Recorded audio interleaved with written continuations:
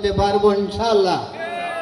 চট্টগ্রামের রাঙ্গুনিয়ায় দাঁড়িপাল্লা প্রতীকের সমর্থনে উঠান বৈঠক অনুষ্ঠিত হয়েছে। আজ শুক্রবার 14 নভেম্বর উপজেলার দক্ষিণ রাজানগর ইউনিয়নে এ উঠান বৈঠক অনুষ্ঠিত হয়।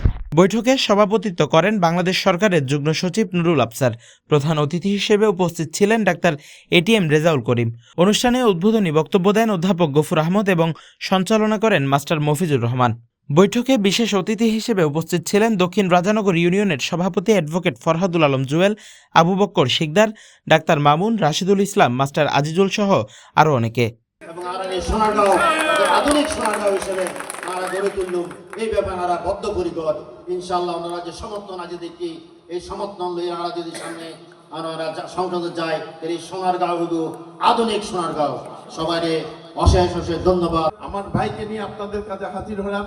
আমরা সংঘবদ্ধভাবে এই দাঁড়িপাল্লাকে বিজয়ের মাধ্যমে, জামাত ইসলামের এই মনোনীত প্রার্থীকে বিজয়ের মাধ্যমে, ডাক্তার এটিএম রেজাউল করিমকে বিজয় করার মাধ্যমে আমরা একটা সুন্দর স্বপ্নময় সম্ভাবনাময় কল্যাণধর্মী সমাজ প্রতিষ্ঠা করতে চাই।